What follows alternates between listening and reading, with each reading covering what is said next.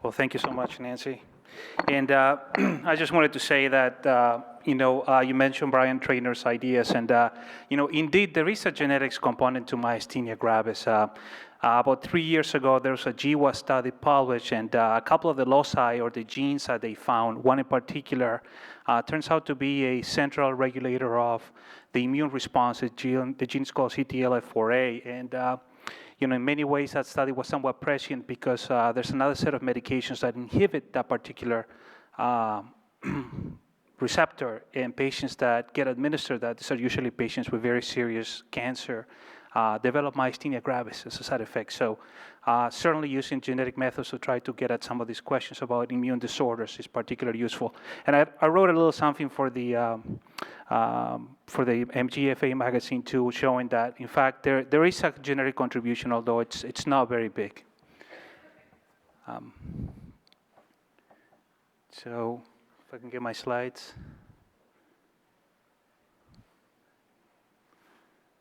Great, thank you. So so when Nancy asked me to speak, what I thought would be particularly useful for patients is to talk about the process of sort of discovering antibodies in myasthenia gravis and how to interpret antibodies in myasthenia gravis. I think there's a great of interest around patients who are termed to be double seronegative, patients that don't test positive for acetylcholine receptor and don't test positive for MASC. And so the question is, what are the antigenic targets in those patients, and are they different, and what can we do about it? So what I thought I would do during my talk is, let's see if I can get this work. And these are just my disclosures. It's really to just take a bird's-eye view of how this process works, because I've been involved in some of it, review some of the topics, some of the antigens that have been discovered, what are the methods that we use to detect them, talk about different antibody subtypes, and I think that's important. That actually I think will address some of the questions that some of the that we have received from the previous session, which is, what exactly happens to muscle and specifically to neuromuscular junction with different types of antibodies. Antibodies are not all equally created, not just with respect to what they interact with, but the subtype that they are, and I'll talk briefly about that. Then I'll talk a little bit about the interpretation of the antibodies. So if you're positive for an antibody, what does it exactly mean?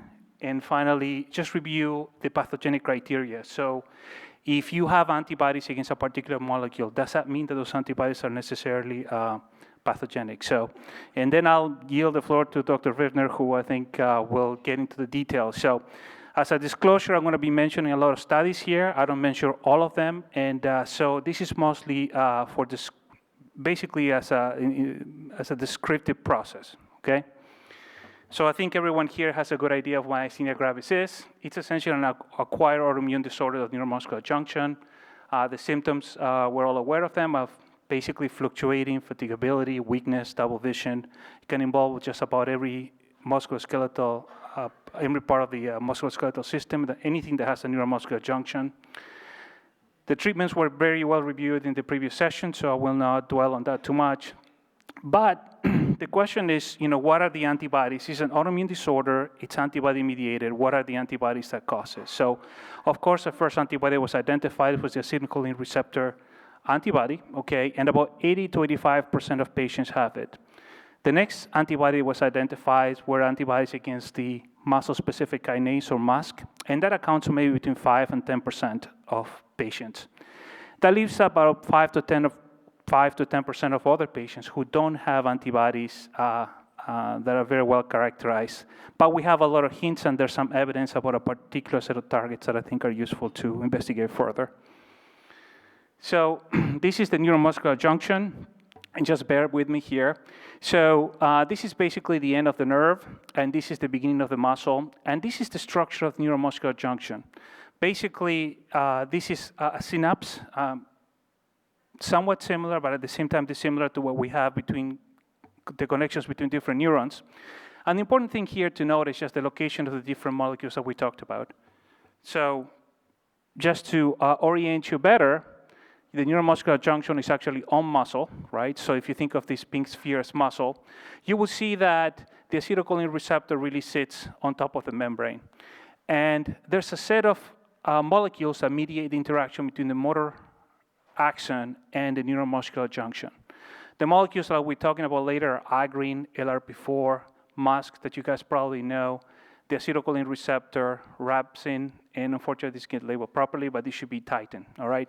The thing that I want you to get from this slide is that the two most common antibodies, MuSK and the acetylcholine receptor, are essentially on the surface of the muscle fiber, so they're exposed to the milieu, right? So it will make sense that you would develop antibodies against some of these molecules. It's a little harder sometimes to understand how antibodies can develop against molecules that are inside the muscle fiber, but we do see them, so I'll briefly mention them too, all right? The whole purpose of this structure here is to take the acetylcholine receptor, right, and to aggregate them. So having a single acetylcholine receptor in the muscle fiber is not enough. What you need is you need to group them. So when the signal comes in, the postsynaptic response is strong enough that you can actually contract your muscle, right? And that gets to how is it that the antibodies damage the neuromuscular junction. So let me just show you the two molecules that we know are clearly pathogenic when you develop antibodies against them, the acetylcholine receptor, which is here, and MuSK. These other molecules here are molecules to which we have reports that there are antibodies present in patients with Myasthenia gravis, right? One of them is LRP4, which is here. This is a key molecule for making the neuromuscular junction work. So you have to make the neuromuscular junction first. Just having the acetylcholine receptor by itself floating around doesn't help you at all. In fact, it can create a lot of problems. What you want to do is you want to aggregate them together. And this molecule LRP4 plays an essential role in that. And the way it does it is it gets a signal from the axon through this molecule called neural agrin, all right? So when everything works great, the motor axon releases agrin, binds to LRP4, which causes MuSK to phosphorylate and dimerize, and it just sends a signal through the muscle that causes the acetylcholine receptor to come together and just basically pull together in one particular discrete spot. And this is essential for the proper function of the neuromuscular junction. And just to show you some of the other antibodies that have been detected, I mentioned LRP4, Agrin, and I've also going to briefly just mention cortactin, titin, and rhabsin, okay? So what happens when you develop antibodies against the acetylcholine receptor, right?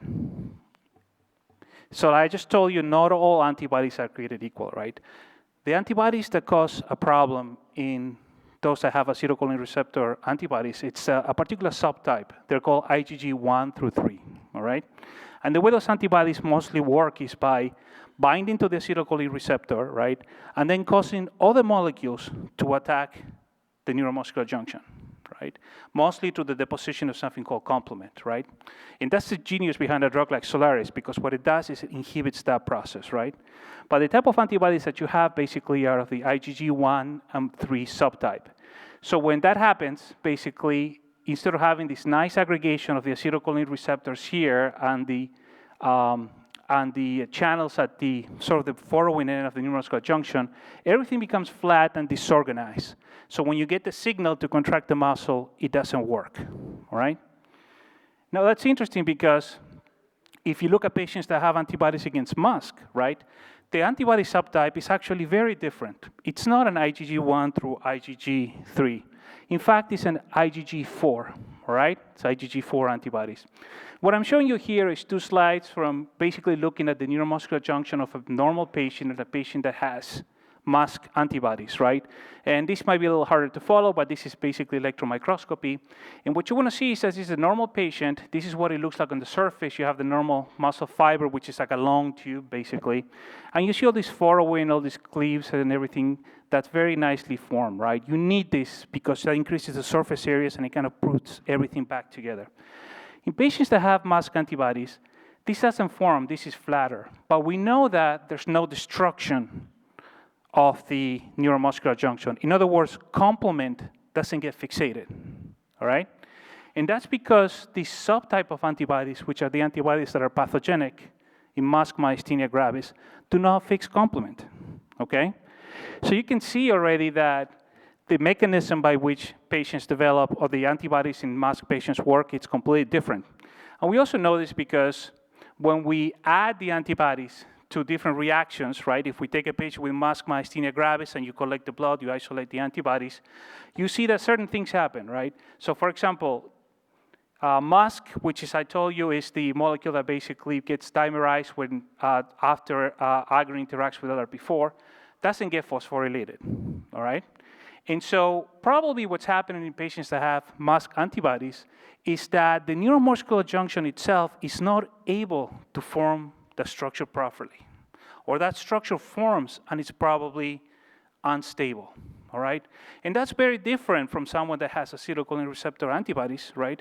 Because in those patients, what you actually have is destruction of not just the neuromuscular junction, but also the plasma membrane around it and all the components that are near it. So it's a much more destructive process, okay?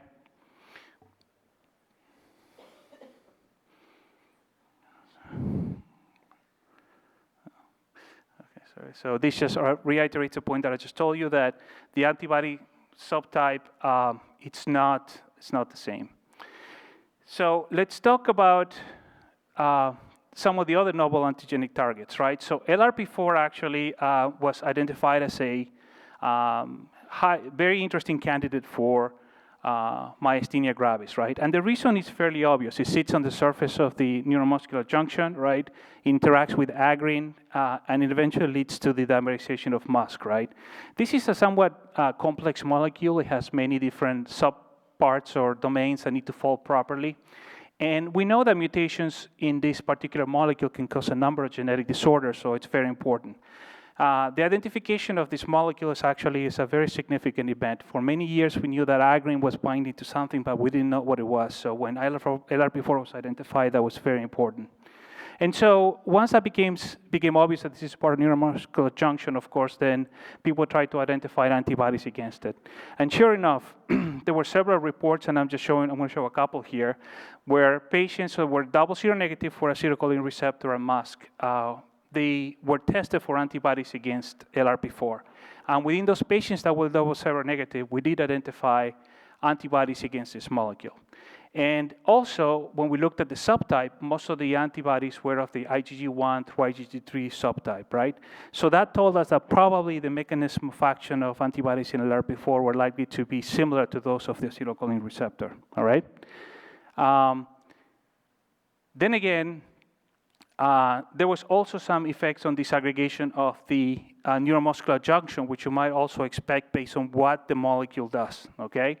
And so you have some patients, when we took the serum, we added basically it's added to cells that are making acetylcholine receptor clusters, and you see that they spread out. So the basic science points to the fact that this is probably a pathogenic antibody, right?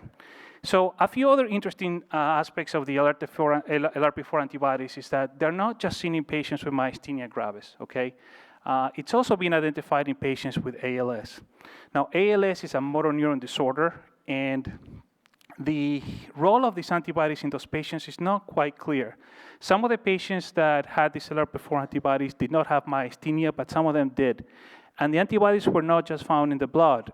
They also were found in patients' CSF, which is the fluid that surrounds the brain. So it's unclear exactly what the role it is. It's unclear if it's pathogenic or if this is just a bystander. So hopefully Dr. Rivner will have something to say about that. The other novel target that's very interesting is Agrin. Now, Agrin is a molecule that binds to LRP4. And then again, basically it's a heparan sulfate. It basically has more of a signaling role. It basically tells the muscle where to form the neuromuscular junction. And there's two forms. The one that's neurally activated is actually it's much more effective than the one that's created in muscle. And so it made sense that patients with myasthenia would have antibodies against this molecule. And when people started to look for antibodies against Agrin, indeed they found them, okay? And these patients had a myasthenic phenotype, which we like to say. So this is just one of the papers from Gasperi et al. Showing where the antibodies were. These are patients that are normal, and these are patients that are affected. And so you can see that the patients with myasthenia gravis have antibodies against this. We'll come back to this type of chart in a minute because I want to talk about how these tests are interpreted. Then again, you can also induce myasthenia. If you have a question as to whether these antibodies are really pathogenic or not, another way to get at that particular question is to immunize mice against the molecule. So you can say, well, if you develop antibodies against this one particular molecule, it's causative for myasthenia gravis, then we have ways of immunizing mice and see if you have a similar effect. And for Agrin, actually, that was particularly clear. So that's very positive. I'm going to mention some of these other antibodies. One of them is cortactin, basically. It's an intracellular protein. It basically interacts with Agrin and MuSK, and it actually also forms part of that pathway that aggregates all the receptors. And this was found in patients with myasthenia gravis as well. Most of the patients had a generalized form. Generally, this antibody is associated with patients that have a thymoma. So its pathogenicity is a little bit unclear at this point, I think, but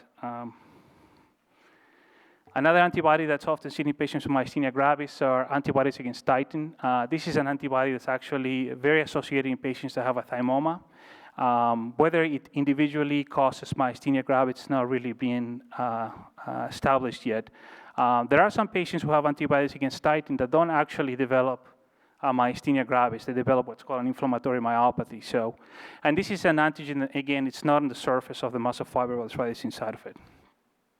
And finally, rhabsine. This is the one where we have the least amount of information, I think. Again, rhabsine is required for clustering the acetylcholine receptor. And this really only could come up with one report where these antibodies were found. And then again, there's been no real evidence that these are pathogenic, right? And so we don't know if they're there because they're there, or if they're there because they cause the actual symptoms. So there's a lot of questions about these last three antibodies. So the next set of slides, I think, I often get asked, well, how do you test for these antibodies? How do you find that a patient has a particular set of antibodies against a molecule, right? And what I want to do is I want to just briefly go over the different tests that we use, right? And basically, I'm going to talk about 4 different ways of doing this, right? So you can imagine, for example, I'm going to talk first about the radioimmunoassay, because this is the first test that was developed, and that's what it's been widely used for many years for the acetylcholine receptor, right? The way it works basically is like you have to take a molecule that's radioactively labeled, okay? And you bind it to antibodies, and then you add your unlabeled antigen that supposedly comes from the patient. And to make a long story short, what happens is that if you have that antigen, it just kind of displaces the antibodies, and you get a readout from that. And this is very effective. It can be very accurate, measuring concentration of different antibodies. But it's a bit cumbersome to use, and you have to use radioactivity. So it's fallen a little bit out of favor over time. Another assay that's commonly used is called a cell-based assay, all right? So what you can do is if you think, well, I have this molecule and I think this causes myasthenia gravis, you can take the DNA from that molecule and express it on a cell in your lab, in a dish or in a particular well. And then you can add the patient's serum and see if anything binds, right? So what I'm showing here in this picture, right, this is the cell, and then you also make your antigen, and then if the protein is expressed, you kind of make a particular color. And then if the patient's serum binds, when you combine this red and this green, you get this particular different changing color. It doesn't come out very well here, but this is supposed to be yellow. In any case, this is a fairly straightforward and inexpensive way to test for different antigens in someone's serum, but it's not very, to quantitate this is a little more difficult. There is another way of doing this, which is a little more quantitative, which is basically you do the same thing. You take your cells, you get them labeled with an antibody and a fluorescence antigen as well. And what you can do is you can run it through a machine, and the machine will separate the cells that get labeled and those that don't get labeled. And this actually has been used in at least one paper, and that was particularly interesting. But really the workhorse in many of these assays is what's called an ELISA, all right? So what you have to do is you have to express the protein that you're interested in. You bind it in a well. Then you add either your antibodies that are labeled with something that will shine or will convert something into a different color. And then basically you can measure this. You can measure the reaction, and you can see if you have antibodies present or not. The advantages of this is that you can run many samples at the same time. The disadvantage is that you have to get very high quality pure protein to make this work. And there are many different ways of doing these ELISA assays, which I'll just show here. It's basically a variation of what binds to when and when you add it. And there's a little bit of more information you can take from what's called a competitive ELISA, but most of the assays that are being used these days are ELISAs, and they're fairly reliable. So if you're someone that's enrolled in a trial and you send your specimen and it gets tested and you get a report that says it's either positive or negative, right? What does that mean, okay? So there's a couple of concepts that we use. One is basically a positive predictive value. And what that is, what are the odds that if your test is positive, that you actually have the disease? Another one is the negative predictive value, which is basically, if your test is negative, what are the odds that you don't have the disease, right? And so to develop these numbers for the different tests, you have to know exactly what you're testing for, and you have to know what type of antibodies the patient had beforehand. So let me give you an example. This is just data on an LRP4 assay. And what I'm showing you here, this is part of the ELISA results. And what you need is, when you're developing the test, is you need a set of patients that have the disease and other patients that don't have the disease, are normals or have another disorder. And then you need to have a test, and just, that hopefully works, right? So you can, and this is, with due respect to all the authors of these papers, what I did is I went back and I looked at some of the numbers that they had, and I tried to calculate the positive predictive values and the negative predictive values. And if you do that, you find that, for example, in this one particular test, which is a form of an ELISA, the positive predictive value was about 85%, and the negative predictive value was about 40%, all right? And to do that, right, you have to set up a, this actually didn't work very well, the slides moved. So you need to set up a cutoff above which you say the person is positive and below which a person is negative, and then also you have to have the two patients groups, all right? So if you do that if I went back and I just tried to calculate the numbers for all the different assays for the different antibodies, and this is for patients that were double seronegative before you tested them. In other words, they were MuSK positive and acetylcholine receptor negative MuSK and negative acetylcholine receptor. You find that the positive predictive value for what I think are fairly reliable ELISAs are between 85% for two different labs, while the negative predictive value is actually 40%. This is excellent because I think there are two different labs and they have somewhat similar assays, but that gives you a sense of what the positive predictive value is, right? So if you're a patient and you get a result and it's somewhat related to this, and they ask you what's the positive predictive value, then you know that if it's positive, there's an 85% chance that if the test is positive, that you do have the disease. Now, for the other antibodies that I've mentioned before, you can see that the numbers of the patients enrolled are really not that great. So even if a test like this has an 100% positive predictive value, actually, this is actually a fairly good one. But for example, here in this ELISA, you have 16 and 30 patients. You can have a positive prediction value of 100 and a negative predictive value of 36% approximately. But this has to be interpreted within the numbers of the patients that are enrolled. So making a test better in terms of being sure that you have that disease will bring this number up, but generally what it does is it makes the other number worse. So there's a little bit of interpretation that goes into knowing what the results is. Finally, a couple of other issues that I wanted to mention is that we're finding out that some of these patients have more than one antibody. So particularly patients with LRP4 antibody and MuSK antibodies. And the significance of that, it's still not clear. We know that some patients are LRP4 positive only and have myasthenia, but we sometimes have patients that are MuSK positive and they have antibodies as well. And then I'm just going to close with a couple of slides, which is when you think about finding new antibodies, and you can develop an assay and then you have your patient population, there's usually a number of criteria that need to be met in order for you to be sure that it's an autoimmune disorder. And generally, you have to think about antibody being present. You have to find an antibody that interacts with the target antigen. Passive transfer studies are studies where you take the patient's serum, you take the antibodies, and you transfuse them into animals and try to develop the same disease. This is becoming increasingly difficult to do because we don't have enough amount of the serum. We don't flex patients as much.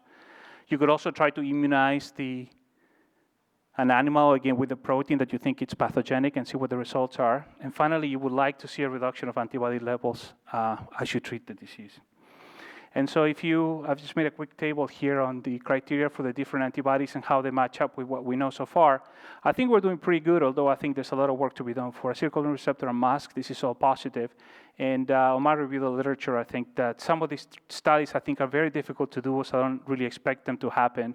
For the most part, for LRP4 and Agrin, I think they're doing pretty good, and I think that eventually we're going to have all the data here.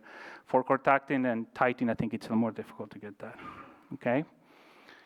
So I think some of the pending questions that I have, I mean, the questions that I think are interesting is, what exactly is the role of some of these other antibodies? And I just picked LRP4 because we have a lot of data on that and MuSK and sometimes AChR. What exactly is the role of having two antibodies, and how to interpret this antibody in ALS, for example, as well? And should we test, if a patient already is positive for MuSK, should we test them for LRP4 as well? I mean, is there any additional information to be gained from that? And so finally, I just wanted to show you, I go to the Myasthenia walk every year with my kids, and some of them are happier than others, but she's definitely always thrilled to go with me. So. Well, I'm going to talk a little bit about LRP4 and Agrin antibodies in Myasthenia gravis. And I see I have my slides now. Let's go ahead. And basically, we know that when we classify Myasthenia gravis, most patients are autoimmune. Oops, wrong button. Autoimmune, but some patients have a congenital myasthenic syndrome, which I'm essentially not going to talk about today. But of the ones that have antibodies, most of them have antibodies to acetylcholine or anti-MuSK antibodies. But we know that some patients have autoimmune etiology and do not have one of those two antibodies, and of course we call them double negative. Why do we know they have an antibody? Because these patients respond to immunosuppressive therapy. They also can have transient neonatal myasthenia in seronegative patients. We can passively transfer myasthenia gravis from the serum to mice, and we've seen some binding. So the key here is to try to identify other antibodies that may be causing disease in seronegative patients. And we've already gone over this slide, and I'm basically going to concentrate on LRP4 and Agrin today. So to talk about that, I'm going to talk a little bit about cell-to-cell signaling, because cells need to communicate to work together, to work normally. Now, the thing we know the most about, of course, is the classic neuromuscular transmission, where we have transmitter released by a neuron, and it crosses over a junction. In the case of myasthenia gravis, the neuromuscular junction, and then we have a response in the muscle. And we know that if there are defects there, we have problems, hence most cases of myasthenia gravis. And we know there's other communication between motor neurons and muscle as well, and we've known that for years, because when you denervate a muscle, things happen to the muscle. You get migration of acetylcholine away from the neuromuscular junction. It has increased sensitivity to acetylcholine. We see changes in neighboring neurons that sprout, and we see other changes as well. So we know there's communication between the motor neuron and the muscle, and this recently has been looked at more. So there's evidence that Agrin acts as a neuromuscular junction, and they discovered the Agrin in the myofibro basal lamina. They discovered an electric eel organ, which is a model for neuromuscular transmission. They extracted it from muscle, and we know that there are monoclonal antibodies against Agrin in labral synaptic clefts. And we know that knockout mice that don't produce Agrin have few neuromuscular junctions. So it was discovered that Agrin is found in the motor neuron cell body. It's transported down the motor neuron to the terminals, and the Agrin hypothesis was proposed that Agrin was synthesized by the motor neuron and serves as a signal for postsynaptic differentiation. They may also have effects presynaptically as well. And of course, things got a little bit more interesting when MuSK was discovered, and we know that MuSK plays a role in the proper formation of the neuromuscular junction, or the aggregation of acetylcholine receptors at the neuromuscular junction. And we knew that Agrin had something to do with activating MuSK, but the target wasn't known. So that's where LRP4 came to be discovered. It was eventually discovered that LRP4 was the receptor for agrin at the neuromuscular junction. And it was muscle agrin. So there's different types of agrin. The agrin that was produced by the motor neurons bind to muscle LRP4. And more recently, autoantibodies to LRP4 were associated with myasthenia gravis. And here are the 3 original papers. And we know that mice injected with LRP4 antibodies develop MG symptoms, weakness, decrement response. And they also produce LRP4 antibodies to activate complement. And they have abnormal neuromuscular junction morphology. So this is a picture of the neuromuscular junction. We have our classic acetylcholine receptors that are clustered together, and of course we know that acetylcholine binds to that. I'm not going to talk about that today.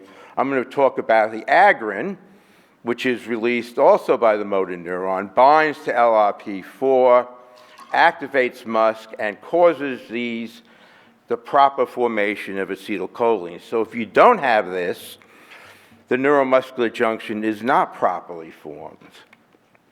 So we know there are also some prejunctional defects because of LRP4, and we know that LRP4 is found other places in the body and is important for cell-to-cell signaling. And we also know that LRP4 is not only important for the creation of acetylcholine receptor clustering, but is needed to maintain the integrity. So if you had problems with LRP4, the normal structure of the neuromuscular junction gets messed up. So here are the initial studies, and you can see there were 3 studies that initially found LRP4 antibodies in myasthenia. Here they are, and you can see that the numbers, wrong button, the numbers here vary quite a bit, from 3% to 50% of double negative patients. Now, why is that? We don't know yet, but actually, basically, they use different assays. Maybe these different assays made a difference. They also had different patient populations. So this is an Asian study, this is the US and Greece, and this here is a German study. So maybe there's different percentages of ethnicity that plays a role in this.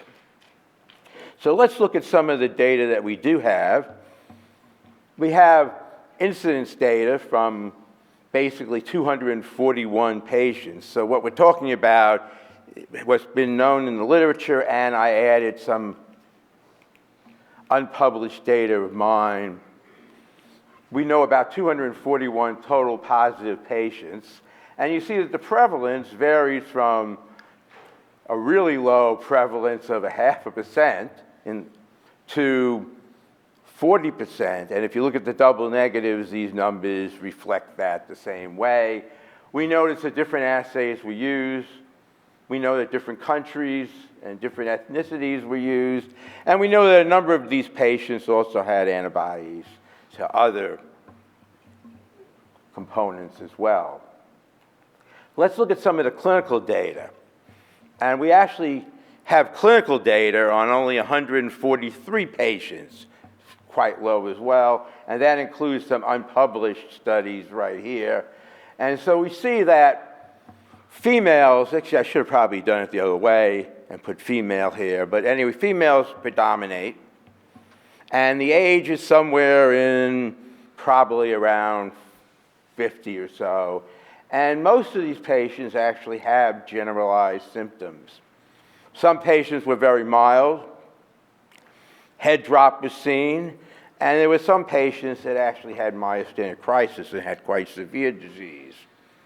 So looking at the numbers, as I mentioned before, only about 241 patients make up what we know about this, and we only have clinical data on a very small number of patients. So what do we know? Most cases are mild to moderate, but there are a few patients that were quite severe, requiring respiratory support. There were several cases of head drop, one case of thymoma, It often occurs with other antibodies, and we know that it responds to the usual treatments. There are several cases with thymic hyperplasia, but we don't have a definitive phenotype. You know, one of the things about MuSK is that these patients are a little bit different than patients with acetylcholine receptor positivity, and we can someone who knows about this usually can pick out the patients that are anti-MuSK before we get the antibodies, because they are clinically a lot different. So far, we don't know that about LRP4 positive patients. Now, Agrin also has been found in myasthenia, and there were 2 studies published in 2014 that looked at this. And the thing about them is there were actually very few positive patients in these 2 studies, and they all had antibodies to other things. So it's still kind of hard to interpret this data. We know that the prevalence of is kind of low, as we would expect. And here's just some other data. There was some more data looked at. In this study, there was no clinical data at all, but they did look at antibodies to these patients, and they found this type of incidence. And as was mentioned before, we know that N-agrin antibodies can cause myasthenia in mice, and these patients developed myasthenia. So there is at least a correlation between giving these antibodies and the production of the disease.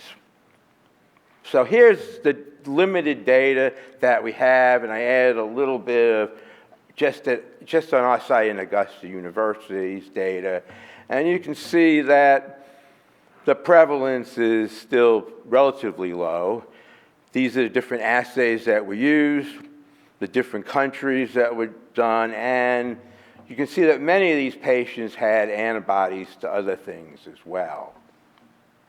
We have much less clinical data.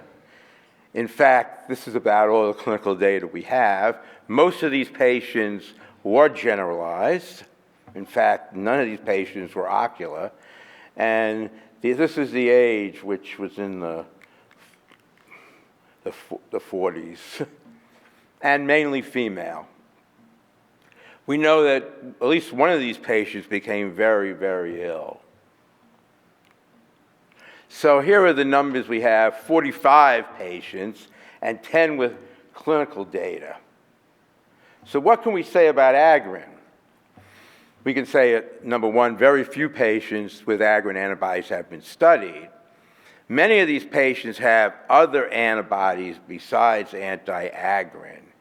And so what's needed, as was mentioned in the previous talk, is we need to know how do these antibodies interact with the other antibodies.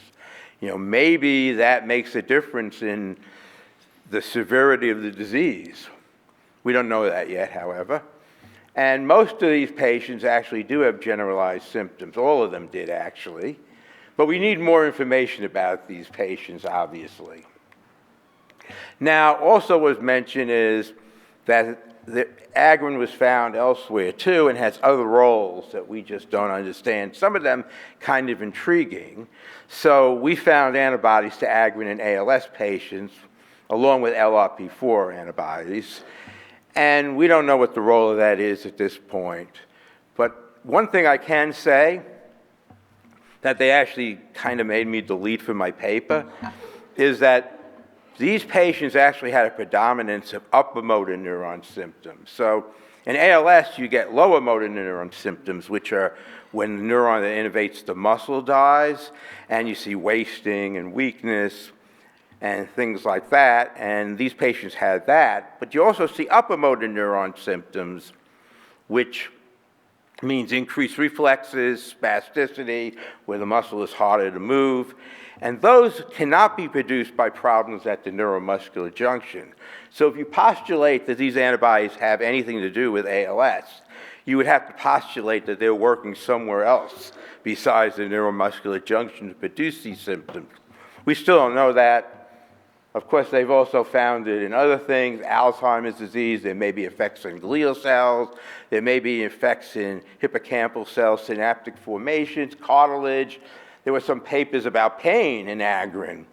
levels. Kind of interesting. So Agrin has effects elsewhere besides just at the neuromuscular junction.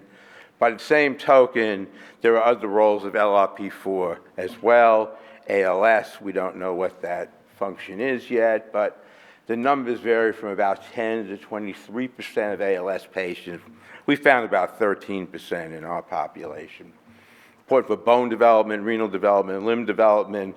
So obviously, Agrin and LRP4 are very important for this cell-to-cell signaling, and it occurs in many parts of the body.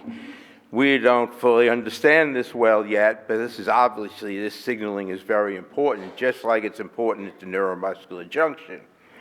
And we've yet to discover that. So, as I just mentioned, Agrin and LRP4 are important roles in cell-to-cell signaling. At the neuromuscular junction, Agrin from the motor neuron signals the muscle to develop neuromuscular junctions, maintains the integrity of the neuromuscular junction. So if there are defects in that, you would expect to see problems in neuromuscular transmission.